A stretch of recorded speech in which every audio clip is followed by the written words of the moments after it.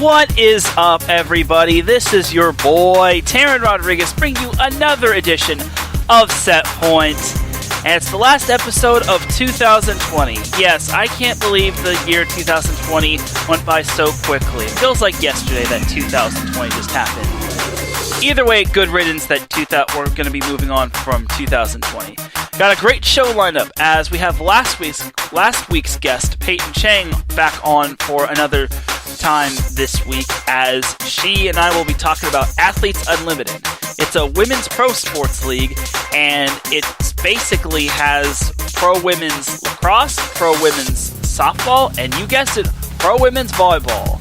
And also, after a little bit, I'll be talking about I'll be recapping all of the volleyball news that happened in 2020. There was some good volleyball news and not so good volleyball news, but we shall see what is going on. And also, IE Sports Radio is sponsored by 3 sponsors: the Raider Ramble, Legacy Uncut, and 26 Sports. So definitely do check those out. I'll be getting into more of those a little bit later, but those are 3 sponsors that are definitely worth your time. All that and more here on Set Point. This is Teran Rodriguez bringing you another edition of Set Point here on IE Sports Radio, your direct feed for all that is sports.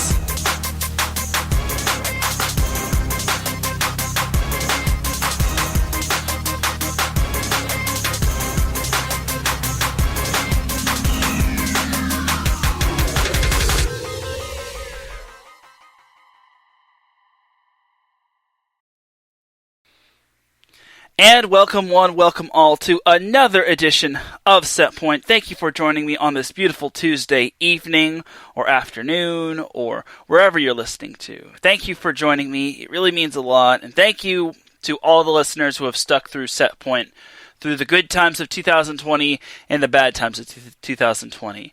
It really means a lot, and I'm glad that you all are taking your time out of your day to listen to Set Point. And it really does mean a lot to me and the entire station.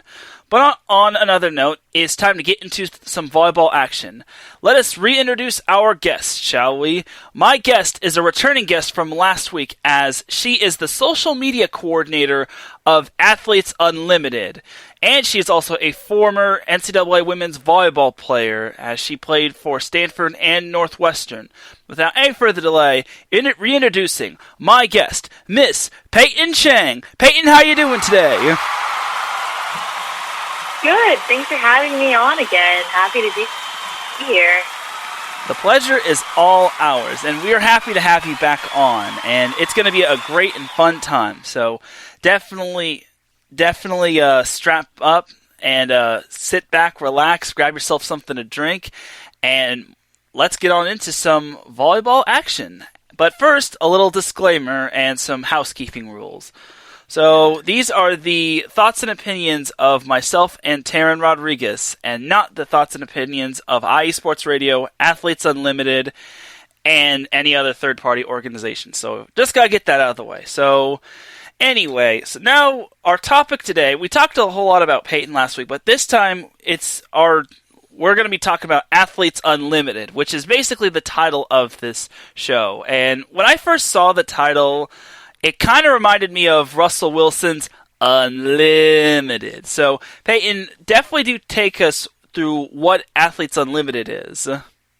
Yeah, for sure. I mean, this is the first time we're having a professional volleyball league in the U.S. in a very long time, and volleyball is such a popular sport worldwide, and especially at the collegiate level, that's kind of like the last spot where a lot of young players can watch their favorite athletes and have something to aspire for. And then once you're done playing your collegiate career, a lot of people have to go overseas. So you're playing in Europe or Asia for 7 months out of the year, and you have to miss all of the holidays. And my friends who are over there right now, they like playing overseas, and it's a super cool experience, but you just don't get to be home for the holidays, and you miss out on a lot of different stuff. And so Athletes Unlimited actually launched last March, so kind of a rough time with the whole coronavirus pandemic happening, but it's a league of actually multiple different sports. So we just had softball last August. And then we have volleyball, of course, coming up in February. And then we have lacrosse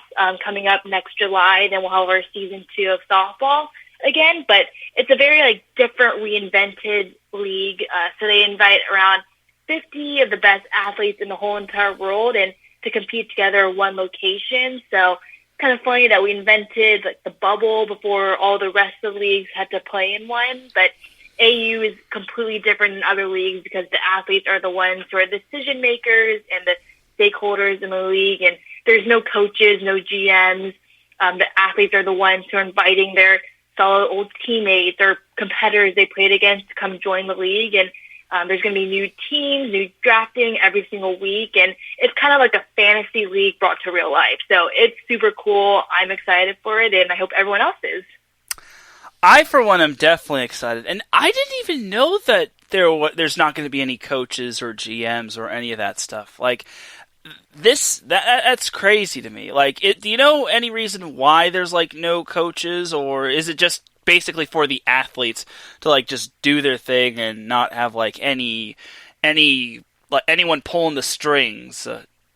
Mm-hmm. Yeah, I mean, it's for sure giving the athletes the power to make their own decisions about who's going to play, because that kind of determines a lot, just their salary at the end of this, their bonuses. And so there's actually going to be 4 coaches who are there, but they're kind of more like facilitators, and the people who are the captains each week get to decide how much the coaches have input in rosters and who's going to be starting and who's going to be playing, all that different stuff. So the coaches are kind of there to help run practices, make that type of stuff easier. But the players are the ones who actually are choosing the coaches / facilitators and pretty much choosing everything, all of the rules, all the point system. They have complete power. All right, cool. And you also mentioned that Athletes Unlimited is basically an alternative option to volleyball players that are done with their collegiate volleyball season. How much of a stress reliever is that for players who are still deciding if they want to play pro or if they just want to move to a different path toward their career? Yeah, I think this is going to be an awesome option for all the future collegiate athletes, especially because the original plan, since it is during February through April, is to have all those top senior athletes this year to have their last senior season with their teams and then have the option to play in Athletes Limited for those 5 weeks. But since the NCAA moved the season to spring, we won't be having that. But luckily there will be a lot of volleyball going on, and then future seasons we'll have all of those seniors they'll have the option to play in Athletes Limited instead of going overseas for those short 6-month seasons, or even less. I think my friend Lindsay Ruddins played in a Puerto Rican league after her senior season this past year, but if AU was there before that, she could have just played in AU instead. So it gives more people options that they might have never even thought of before. And that's a great point you made, and I think that this is a whole great thing, and it's just something that this whole league is going to be giving players another option instead of just saying, "Oh, my last collegiate volleyball game is finished. That's it for me." But now they'll be getting the option of continuing to play the sport that they've loved, and I for one think it's awesome. And I think players like Lindsay Ruddins, who was a standout stud for UC Santa Barbara, and all these other players would love to reap the benefits of this if possible. So hopefully we can get those players to join if possible. I'm not trying to recruit or anything. She's thriving in Germany right now, but I keep on convincing her. I'm like, hey, once you're done with Germany, the year after, so you can hang out with me and you can be back in the U.S. So we'll see. I'm definitely pushing her to think about that for future seasons and all my other old teammates too. Yes, definitely. So when did you first hear of Athletes Unlimited, and when did Athletes Unlimited start? Yeah, so they actually started last March. So I was still finishing my master's at Northwestern, but they originally had softball as their first sport. And so the volleyball announcement didn't come till around April, May. So I just seen it just because it was kind of big in the volleyball news. They actually partnered with USA Volleyball, so that's kind of how I first heard of it. And then one of my former coaches in Stanford, Cassie Lickman, is actually playing in volleyball league. So that's kind of got more familiar with it. And then I saw the roster and I was like, oh wow, like Jordan Larson's playing it, all these other really top athletes. And so I was like, I need a job. Like I'm just going to do some research, see what's out there. And they had a social media position. They tweeted it out. They said they were looking for one. And I was like, I need to get on this immediately. Like, this is right up my alley. So I reached out to them, and I went through the interview process. And then I started the job right the week before softball season started. So it was kind of a lot at once. So I started in August, and I've been running all the social media accounts since then. So it's awesome. It's definitely much more fun than working like a 9-to-5 kind of sales job or stuff like that. So I'm having a blast getting to connect with all the athletes, people I watched growing up, and getting to know all these other sports and athletes like softball and lacrosse, which I haven't had a lot of familiarity with. But with AU, they were looking for someone who had a lot of volleyball background, so it actually just worked out perfectly. Good stuff. And fun fact for everyone, I actually work for a lacrosse website that covers high school boys and girls lacrosse in Orange County right here in California. So that's kind of like your little Snapple fun fact of the day. We'll have to talk more about lacrosse later, so maybe we can get some athletes on there and everything. Oh, yeah, for sure. Yeah, I definitely would like to write something about this. And who knows, maybe we'll get some Athletes Unlimited lacrosse games in California.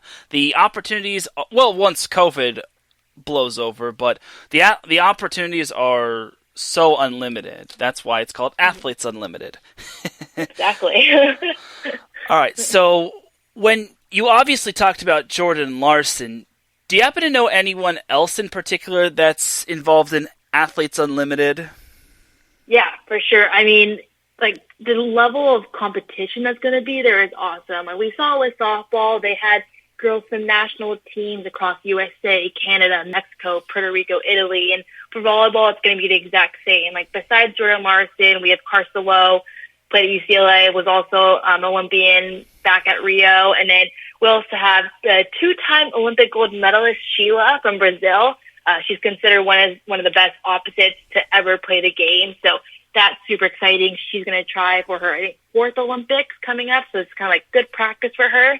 And then we also signed Betty De La Cruz, who's another Olympian from the Dominican Republic. So there's going to be so many, it's going to be awesome for all the young athletes, and they're going to have exposure to these top Olympians. And we don't usually get volleyball on TV, and it's such a professional level and Olympic level. And so having this going to be on our television screens for 5 weeks is just going to be awesome for the youth. How will the teams be structured and players be distributed for Athletes Unlimited? And how many teams will there be, or has that been finalized? Mm-hmm. Yeah, so it's over 5 weeks. So that's all the games, all the practices, only for 5 weeks. And so they start off with 4 captains, which they have like a couple of scrimmages before where they'll have get some points from that, and then the top 4 people with the most amount of points will be the captains. So they draft their own teams on Tuesdays. So for volleyball, it's I think 11 to a team, so we have 44 athletes, and then they'll have 3 days of practice, and then the competitions are from Saturday through Monday. So for volleyball, it's going to be kind of a lot to play 3 days in a row, but the games are actually only 3 sets total, and then they take the cumulative score of the match to determine the winner. It's very like kind of different structured type of volleyball, but it's going to be fun. It's going to be different. And then after the final points on Monday, everyone's individual points, we'll take a look at the leaderboard and then see who those top 4 captains will be. And then maybe it'll be the same captains, maybe they'll be different, but then the next day they'll be redrafting teams, and the process starts all over again. So you get points in your individual stats. You can lose points if you make errors, but you win points when you win sets with your team, and then when you also get kills, aces, blocks, sets, assists, digs, all that stuff. Interesting. And will the match format be the same? Will it still be 3 out of 5, or will it be 2 out of 3? It's actually 2 out of 3. So at first I was like, whoa, this is going to be so different. But because they are playing 3 days in a row, and so it's going to be double headers every day, just 2 out of 3. And then you get points for the amount of sets you win, but then they take the cumulative score. So it's going to be like 75 to 70, and the team that has the most points, they'll get those extra bonus points. I think it's like 40 bonus points for the leaderboard when your team wins the actual cumulative score game. So basically, scoring points is going to be crucial, could be crucial going forward, and not just for like tiebreakers. It'll be for like, it could mean for like a whole lot more. That way, no team is, if a team's like down 7, they're not just going to throw the bench in and just say, oh, we've lost the set, we'll get them in the second set. Is that pretty much, am I on the nose, or? Yeah, for sure. I mean, with Athletes Unlimited, it's basically every single point counts and every play is going to count, because if you make errors, that's going to lose points for yourself, and then that's going to put your team at a disadvantage when you're trying to win sets and you're trying to win an overall match. So every point's going to matter, because that determines your leaderboard score, and then whatever your leaderboard score is at the end of those 5 weeks, that's basically your bonuses. And so every girl gets a base salary of around, I think, $10,000 it is. That's what it's online. And then each athlete will have the chance to earn bonuses up to around like $35,000. And so your individual stats and team stats, those are all super important. And then actually after every single match, there's MVP points. So everyone's going to be voting for the like top 3 best players, which you think did well. So those extra MVP points can make up a lot of ground and, boost you up on the leaderboard. And I think it's like 60 for first MVP, 40 for second MVP, and then 20 for the last MVP award. And then actually fans get to participate in the voting if they're part of like our limited club. So there's so many different components. But the cool thing about AU is that we have a civic engagement program. So each athlete will choose a charity, and then whatever their season bonus is, Athletes Unlimited, and one of our partners is matching half of that. So it's cool to know that when athletes are playing, they're playing for a cause, something that means something to them. And every single point is going to make an impact on your bonus and the amount of money you donate to that charity. Awesome. And I'm glad this whole thing is going to charity. And do you happen to know where the benefits are going to, or do you know, or can you not say? It's okay if you can't. Well, each athlete chooses their own charity, so everyone has like things that mean to them. So some people are donating their season bonus to like animal shelters, or some people are donating to youth programs. So everyone picks something that means something to them. We have awesome sponsors who definitely.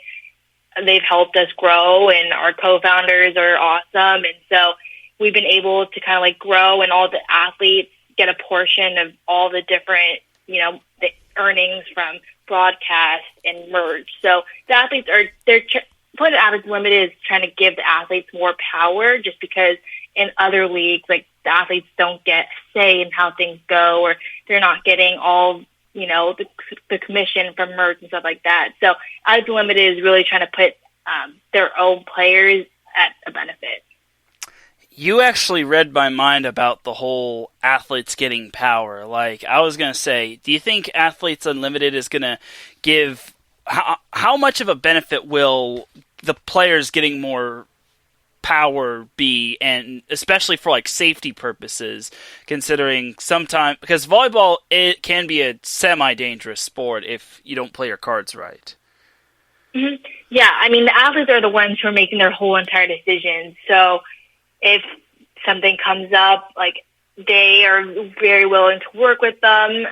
They just want to make sure the athletes are happy and they have a say in everything. So the whole entire draft system, all of the rules, the points, this is what the athletes themselves have come up with. So each sport has their own player executive committee, and so they meet every single week with our CEOs, all of the coaches that are going to be there, and they are pretty much running the league. So it's very completely different rather than other leagues where, the commissioner and those type of business people, they're handling it. They're not working with the athletes themselves. But with Athletes Limited, it's pretty much revolutionized how sports are being played. So I have a lot of hope that it can, excel a lot in the future.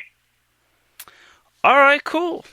So, other than you being the social media coordinator, What will your role be in terms of Athletes Unlimited, or will it just be social media coordinator? Yeah, so for softball season, I was working remote. I didn't go to Chicago, so I had to follow all the games on TV and do a lot of live updates, post all the highlights. So it was definitely a lot, especially me trying to learn kind of a whole different sport. So I'm a big baseball fan, but I didn't watch much softball in the past. So for me, like having to learn 57 new athletes, I was like, oh, this is a lot. But it was so much fun. And I'm going to be in Dallas in February. We'll be in a bubble for 7 weeks. So we'll see how that goes. But it's going to be awesome. I haven't even met my coworkers like in person yet. We've just been meeting online. So it's going to be awesome to get to know everyone, all the different athletes, and just try to help grow our social media presence on Instagram, TikTok, Twitter. We want to do a lot of more kind of like fun content with the athletes. We really want to try to get the younger generations to know all these players and follow them, get to know them both on and off the court. So I'm definitely playing a big role in trying to grow our brand and share the stories of our athletes. Do you think the NVA, the National Volleyball Association, kind of took heed to this idea of Athletes Unlimited, or was it vice versa? Or did both of the leagues come out at the same time? Yeah, I think it's been hard just because there hasn't been a volleyball league that's, stuck.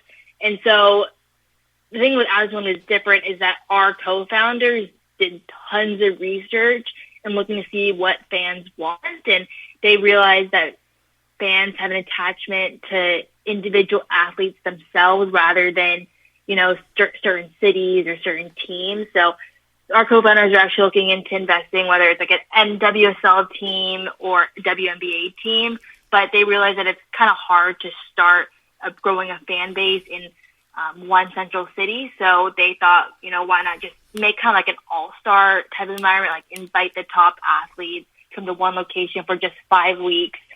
So fans are really invested in following their favorite athletes within those, 30 games over a short period of time, and then have different sports like lacrosse and softball, volleyball that don't have much exposure normally in the U.S., especially women's sports. And so just trying to grow kind of those types of audiences and just expand within the youth generation.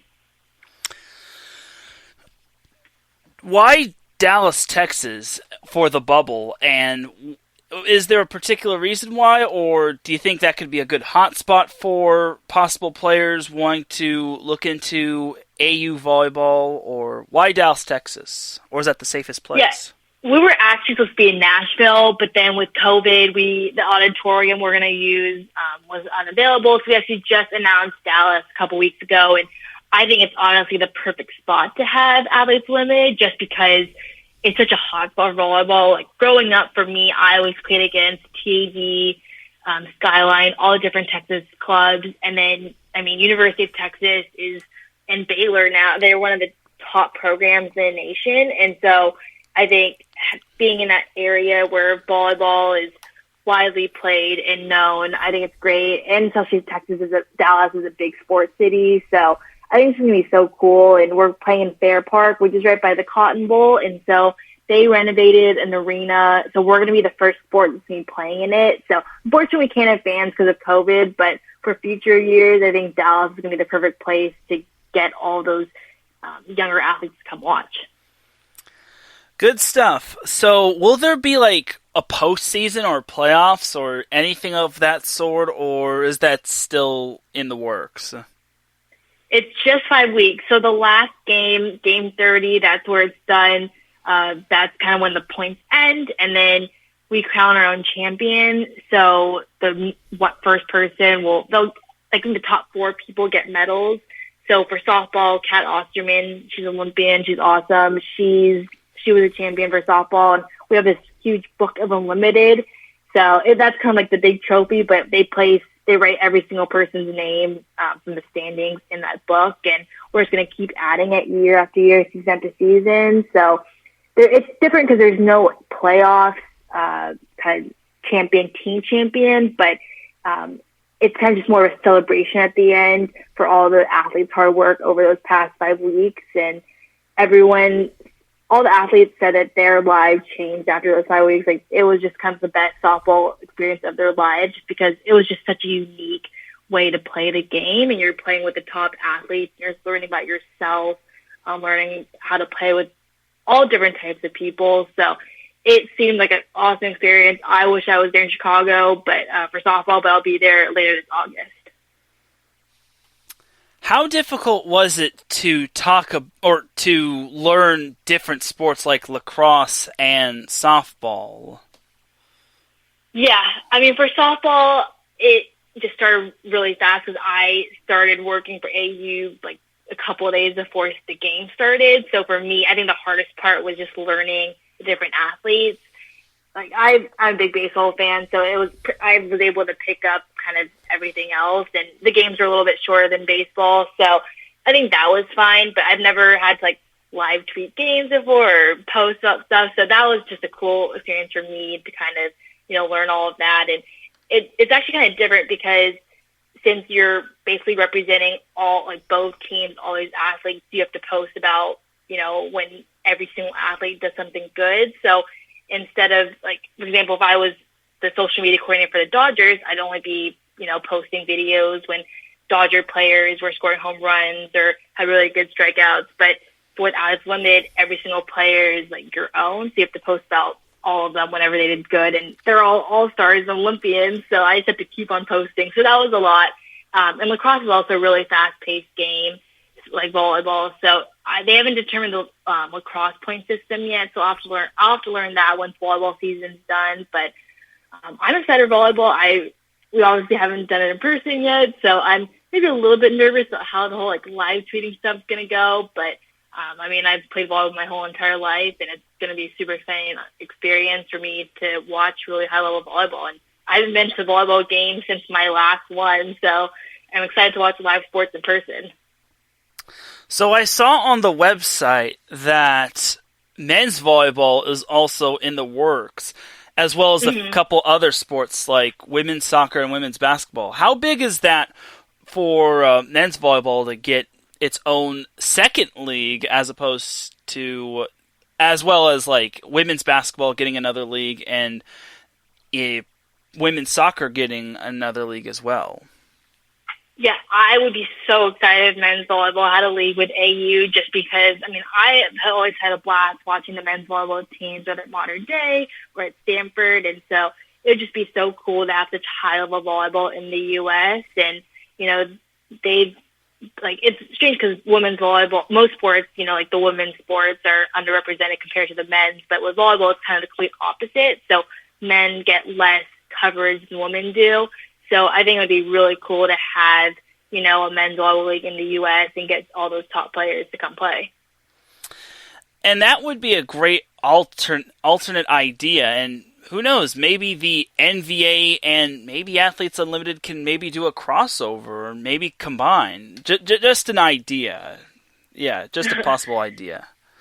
Yeah, I mean, I will definitely push for men's volleyball. I'm not in all like the business related side of things, but I mean, I've heard them talk about it, and I mean, we kind of want to reach all these different underrepresented sports like women's ice hockey or even rugby. So, I mean, from California, I think for me, sports like men's volleyball or men's water polo, women's water polo would be really cool, and I think you could really work with the point system. But our CEO and co-founders, they're from the East Coast, like New York area. So for them, a lot of the East Coast sports, they have more familiarity with, like lacrosse and ice hockey.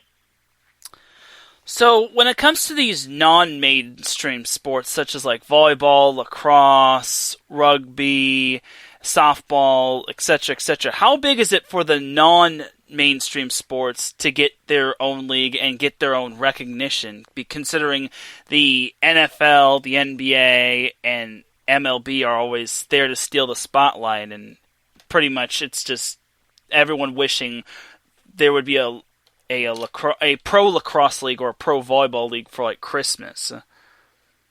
Yeah, I think the coverage part has definitely been the hardest part for all these sports in the past, just because like after the collegiate level, it's not like we're even on ESPN at the collegiate level like every single week. It's been maybe just the national championship game. So AU was able for softball to get a contract with ESPN and CBS Sports. So all three of our games are on ESPN2, ESPN3, ESPNU, or CBS Sports. And so volleyball, we just announced will be with Fox Sports and CBS Sports for 22 of our 30 games.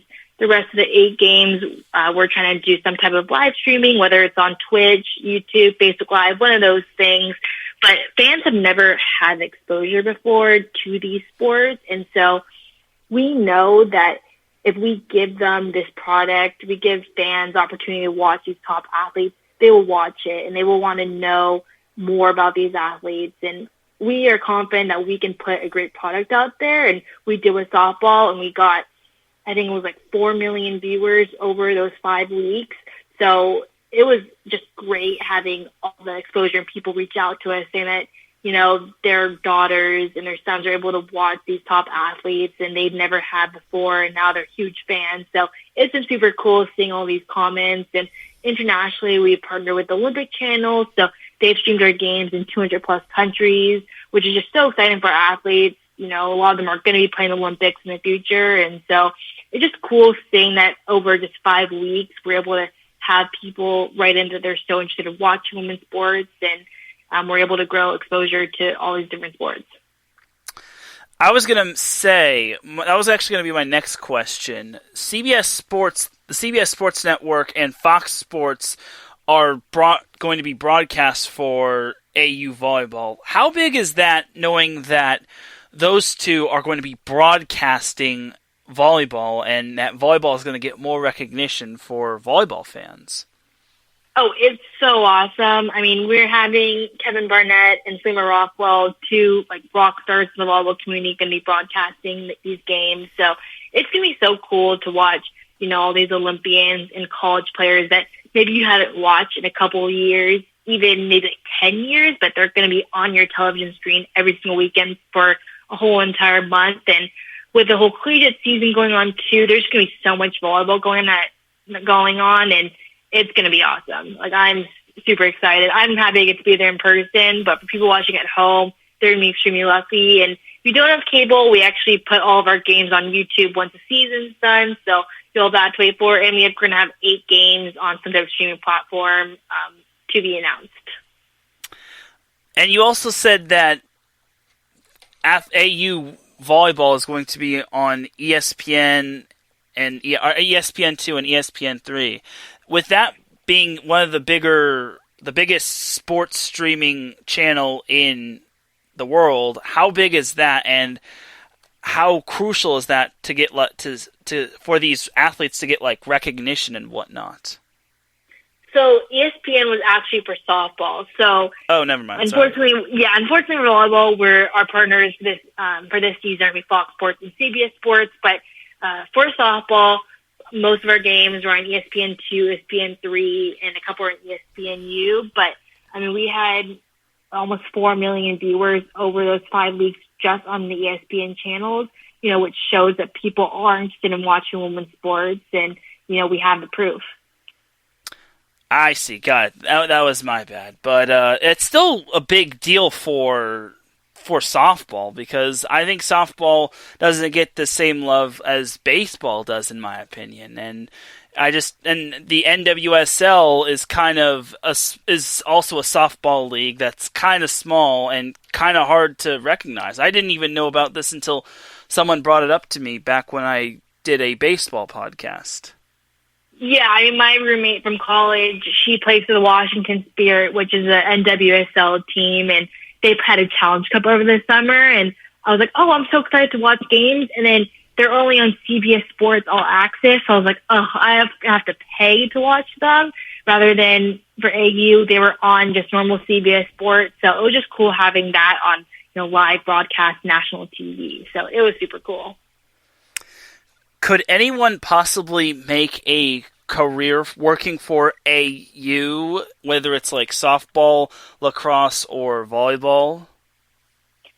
Yeah, I mean, for women's sports especially, it's super hard to make a living. Like, we're not making millions, you know, like LeBron James is and all those other top athletes, and we're also not receiving those endorsements like all these other top athletes are. And so Athlon is doing a good step. Like, it's a lot of money for those just 5 weeks, and being able to, not have to worry about paying that bonus money for the charity. So it's a good step, but a lot of these athletes have to, have other part-time jobs, whether they're coaching for college teams or coaching, locally at camps, or they're even playing overseas for short seasons. Like Jordan Larson is playing in China right now for a short 2-month season, and then she'll be back. And other girls are training in Europe with their old teams. And so everyone has the option to do whatever they want to, like they're going to get ready for season. But it's just a reality of women's sports where you're going to have something on top of just playing AU. And I mean, hopefully in the future, maybe we can, there's ideas that we can have a fall season and a spring season. But for now, just those 5 weeks, and it's a good amount of money for just those 5 weeks. But the reality of women's sports, you have to have something on top of that. That's great stuff. Great stuff right there. And I definitely am looking forward to that. And that would be cool to have like a fall season and a spring season, because obviously most volleyball players are transitioning to like beach season, even like men's, except for like men who are preparing for spring season. But it would be cool to have a spring and fall season, because it would give everyone a perspective of what these athletes are doing in the off season, or it would just give them a second season. It's kind of like the NFL and the XFL, if that's a good comparison. Yeah, I mean, for the athletes themselves, like, they want to be able to play their sport as long as possible. And so as women is just another option for them. And, I think a lot of athletes will see after this season, like, how AU is the real deal. And I think, like, for this year, it was kind of hard to, get people, like, they were like, oh, this idea is not going to work. But I mean, seeing softball, every girl out of those 57 athletes are just so happy with their experience. And I think once AU, takes off for volleyball and lacrosse, other athletes, there are going to be so many more people that are going to want to join for future seasons. And we have a stacked roster already, and hope people know that there's professional volleyball coming on soon and that they're excited for it. Having players such as like Jordan Larson, Cassidy Lichtman, if I think I'm pronouncing that correctly, mm-hmm. and Karsta Lowe, how pivotal is that for like younger volleyball players to look up to those players to see that they're playing in a professional league? It's going to be awesome, just because they haven't probably seen these athletes in a really long time. If it's like maybe the Olympics was the last time they watched them. And so just to have them on their television screen getting to play is just going to be super cool. I mean, I haven't seen like Cassie Lichtman and Karsta Lowe play in a couple years, and I loved watching them play in college. So just getting the chance to watch them play with all these other All-Stars, All-Americans, from college. So it's going to be a super cool type of environment that, people have never seen in the past. Yeah, when I first saw them, I was like, oh, good gracious, this is going to be so awesome seeing those players. So, I'm seeing the website right now. There's all sorts of athletes, such as Molly McCage, mm-hmm. and Valerie Nickel. Like, are there any other possible players that could be joining AU, or do you not know? Our roster is pretty much set. I think we're looking for maybe about a couple more people, but we're going to have 44 players total, and I think we already have like 35 around that. So we have a lot of international people, which is going to be super cool. I mean, we're having people like Sheila Castro, who, I mean, is a legend of our sport, and I haven't seen her play besides the Olympics. So the fact that she's going to be playing with, the top college people, like we have a ton of Minnesota people like Paige Tapp, Samantha Seliger Swenson, Molly Lohman, Taylor Morgan, and just people like I played against in the past, and they're playing with all these other legends like Jordan Larson. It's just going to be such a crossover that it's going to be really unique, and you wouldn't get anywhere else. How difficult was it for AU to launch when the whole pandemic started to take full effect? Yeah, I mean, it was probably definitely tough. I didn't work for them at that moment, but I mean, I'm sure for them, it was definitely hard to just, launch a whole entire new league. Like, everyone's probably like, that's great timing. But, we actually kind of invented the bubble before it became kind of like the norm, since all the athletes are going to be in that one city for 5 weeks, kind of all living with each other. And they called it a shield because they didn't want it to sound like a bubble. They wanted to give girls some freedom at times, but they still had to, get all their groceries delivered. They had to get Starbucks delivered to them.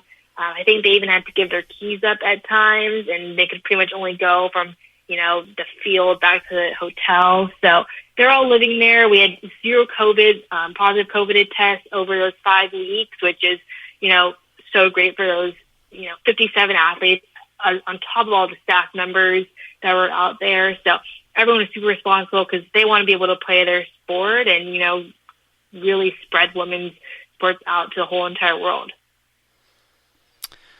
So when I watched the NBA one time, I saw that neither side was changing sides because of the whole COVID thing. Is that what Athletes Unlimited is going to be doing as well?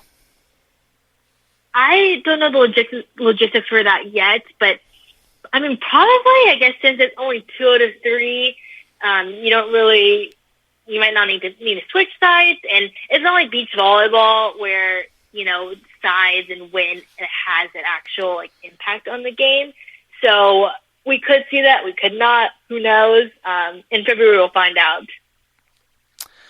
All right, cool. So how long is the season, once again, for our listeners tuning in, and when does the season start, and when does the season end, and then pretty much when does everything get finalized?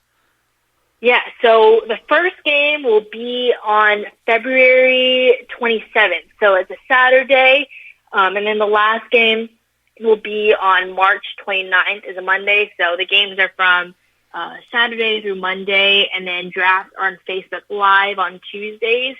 So if you don't follow Athletes Unlimited on Facebook yet, follow us, as well as our other social media accounts, AU Pro Sports on Twitter and on Instagram. And then we also have individual sport accounts.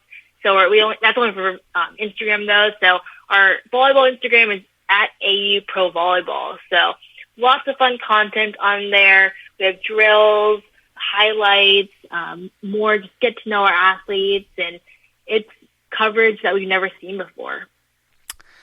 Absolutely, and I'm excited for this as well. And you can definitely follow AU Volleyball on Instagram. All the plugs are going to be in the description, but we'll plug them in one last time. One last question before we head to a commercial. Will there be any sideline reporters? Because I saw in the NBA that Olivia Phelps was volunteering in sideline reporting as well. Yeah, we have Emily Eamon. She was one of my former Western volleyball teammates. I was like, I need a friend out in Dallas with me, and so she was looking for a job, and I was like, oh, this is perfect. So we're going to be doing even on the court interviews in between sets, points. So it's going to be a lot of coverage that people have never even seen before, and we'll have players mic'd up during games just so that our fans can get to know these athletes on a completely different level. So it'll be super cool. I might even be doing some stuff. So yeah, stay tuned. Oh yeah, that'd be awesome if we got to see you sideline report. It would be really cool.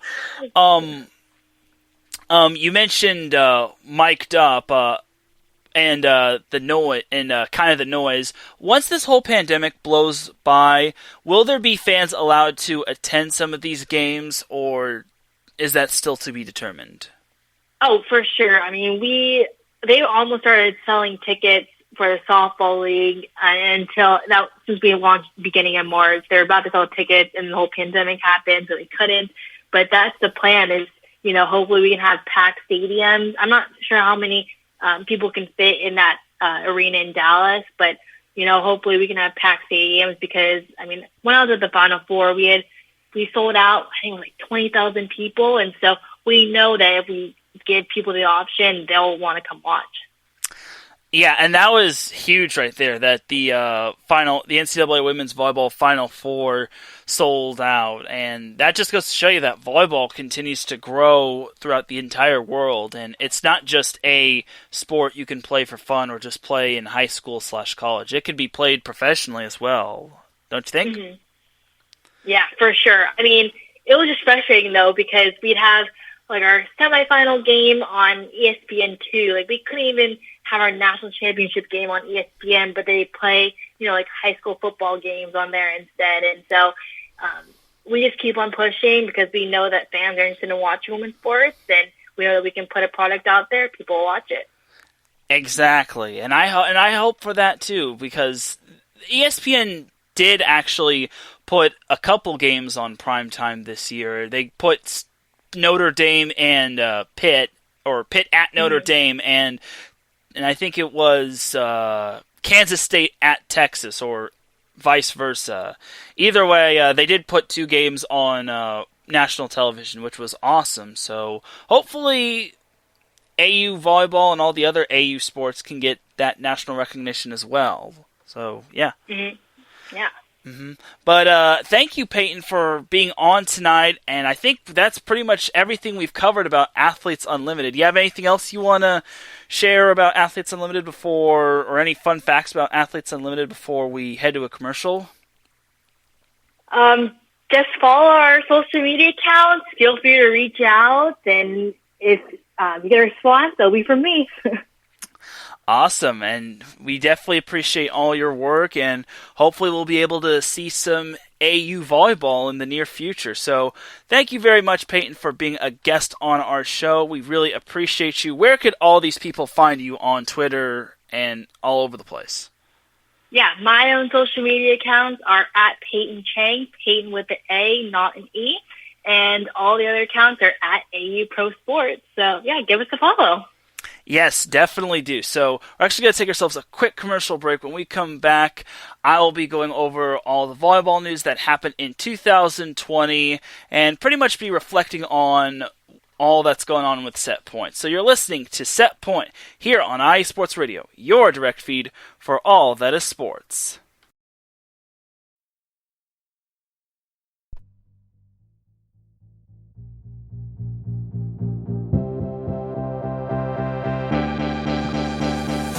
Hey guys, it's Blake Henley, better known as H-Town Blake to some of you. Happy to announce that Bases Loaded is back in full force. We'll be bringing that high heat every Tuesday night here on IE Sports Radio. So come home, get ready, dig into that batter's box, and see if you can chase that high heat, baby. So we'll be coming to you live with all the stats, all the rundowns, all the division rivalries, and every team that's going to make the playoff push to get to that one and only October and get to the pinnacle of what baseball is, to hoist that Commissioner's Trophy when it's all said and done.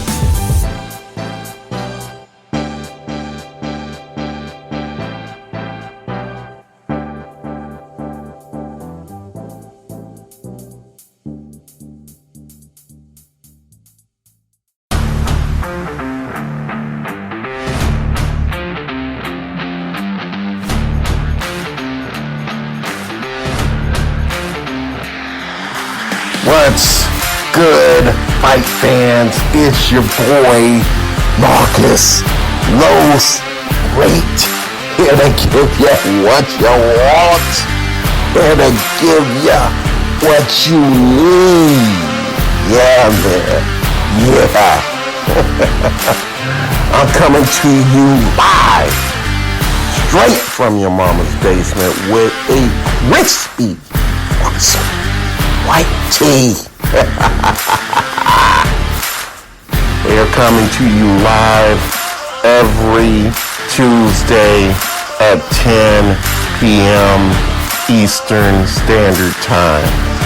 Powered by IE Sports Radio, your direct feed for all that is sports.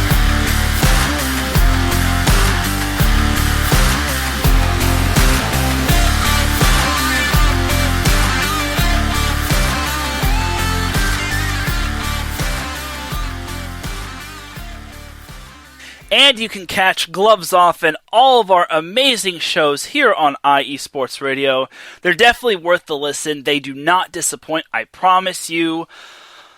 Alright, so back with our short little segment 2 of Set Point. First and foremost, thank you to Payton Chang, our last guest of 2020, for coming on for a second straight week. It really meant a lot that she made her repeat performance here, and I'm glad we got to talk some AU volleyball.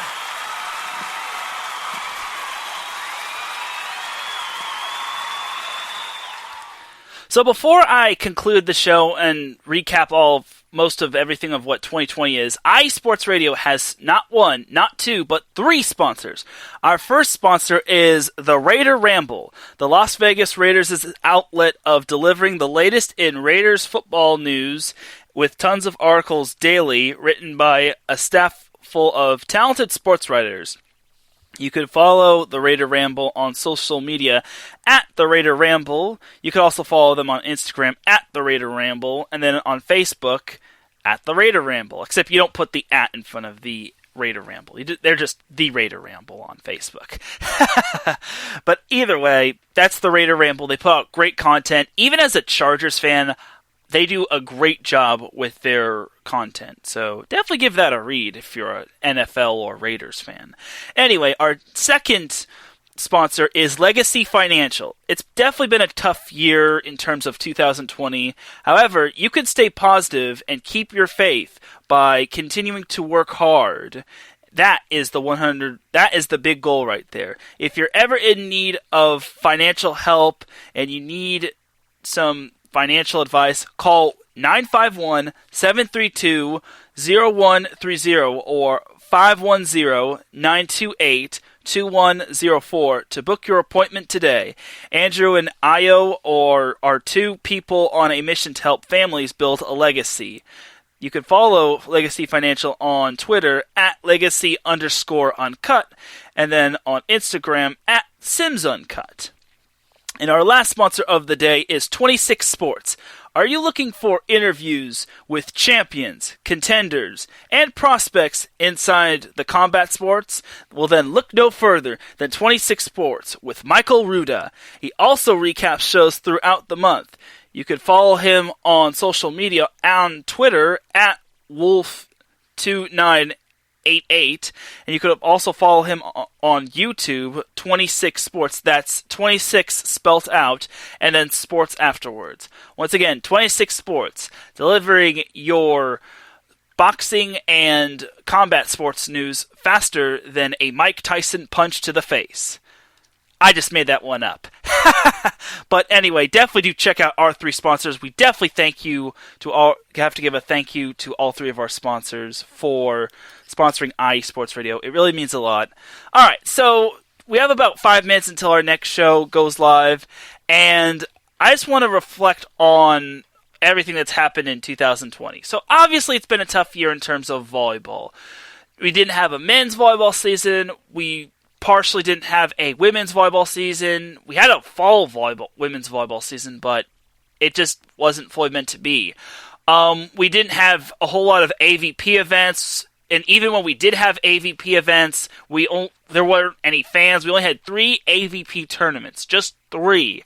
It just went by so quickly. So, however, we did have history. We had Phil Dalhouser registering his 100th career victory in terms of beach volleyball, and that is some awesome stuff. So, big shout out to Phil Dalhouser and his accomplishments in beach volleyball. In terms of other volleyball, it's just been it's been a rough year, so we haven't had too much history made. We did get to see the emergence of UC San Diego men's volleyball as they registered, I forget how many wins they had, but they broke the single season record for number of wins before the pandemic straight up canceled their season. And UC San Diego was an interesting team going into the 2020 men's volleyball season before the pandemic cut their season short, as they actually beat UC Irvine. They registered their first victory as a Big West Conference team, and that was huge right there because UC Irvine was actually ranked above them. I think they were 5 if I'm not mistaken, and then San Diego was below the top 10. So either way, that was huge for UC San Diego men's volleyball, and I'm glad they're in the Big West Conference. I'm glad the women are also in the Big West Conference. I'm just wish that we'd have more clarity on if there's going to be a men's and beach volleyball season. But definitely got to give a little clap to UC San Diego and their men's volleyball team on accomplishing a whole lot. So that's some good stuff right there. So in terms of like other volleyball history, I don't really have too much except April Ross and her partner. I think her name was Alex Kleinman, if I'm not mistaken. It was Alex Kleinman. They won all 3 AVP events, and they got challenged somewhat along the way, but they didn't lose any matches. They won every match, which was quite astounding. So yeah, April Ross and Alex Kleinman definitely were amazing in the AVP beach volleyball season. So that's pretty much for that, for reflecting on all the volleyball going on. As for set point has grown quite a bit. Honestly, set point has had many ups and downs. There was we'll talk about the downs as in me just crashing into a wall and just having, and just I don't know how to explain it. It was just one part of me doing set point where no one was tuning in and listening, and then I was like, why am I doing this when no one wants to listen? I just felt empty at that point. And then I was like, maybe I should just focus more on school, and I should just not focus on set point. Just because no one really cares for volleyball all that much. Like, you compare it to like NFL, NBA, or MLB, most people are going to say they like those more than volleyball. But I didn't give up with set point. I eventually kept on pushing. Something I also need to make note of is that even though the pandemic pretty much took away the NCAA volleyball season, I was still able to keep set point going. I was able to find innovative ways to like keep set point like rolling and on the air. And it was a tough time for all sports, not just volleyball, but for all sorts of sports like basketball, baseball, etc. So it was tough, but I'm glad I was able to keep set point going. I'm also glad I was able to tell my guests that appeared in the spring and summer about set point, and hopefully they'll be able to pass the news along. And hopefully set point will continue to be one of the better volleyball shows. And we're 70 episodes into set point. I'm doing something right. But I'm glad to continue to deliver volleyball content. I'm not the best at it because I never had that volleyball experience, but I am a avid volleyball fan, and I definitely want to give everyone their volleyball fix for the week. And I want to keep set point going. Like, I see some of these shows on iSports Radio that have been around for like 5 years. That is my goal, to have like 100 plus episodes of a set point, and who knows, maybe I'll have 200. I want to keep set point going, and I want set point to be one of the longest running volleyball podcasts ever until my time with iSports Radio is up, whenever that may be. But I think that's going to pretty much do it for everything here on Set Point. It really means a lot that everyone tuned in, whether you're listening on the replay, whether you're listening on the live stream. I definitely thank you for tuning in. I also got to give a shout to the chat room. Larry B for tuning in for a little bit, and then Davidson Crooks for tuning in. I wish they had questions for my guest, but it is what it is. They're all busy. You could definitely follow me on Twitter at Teran Rodriguez 1. You could follow Set Point on Twitter at set_point, IE. You can follow iSports Radio as a whole on Twitter as well, at iSports Radio. And definitely check out all of our content. And we actually have another show coming on. So without any further delay, it's time to... Well, for the last time in 2020, it's time to drop the beat, because I'm about to dip like a banana in chocolate. You feel me? Once again, thank you all for tuning in to Set Point, the last episode of 2020. I hope 2021 brings more memorable moments and not any more COVID cases. I really am looking forward to 2021, especially volleyball-wise, but as 2021 as a whole. So once again, thank you to my guest Payton Chang for joining me. It really means a lot that she was able to stop by this week and last week. Thank you to everyone listening. For everyone here at iSports Radio, this is Teran Rodriguez signing off for 2020. You have yourselves a great rest of the night. Have yourselves a great rest of the week. Have yourself a safe New Year. And I shall catch you next year. Yes, I had to use that dad joke. Have a great night, everybody.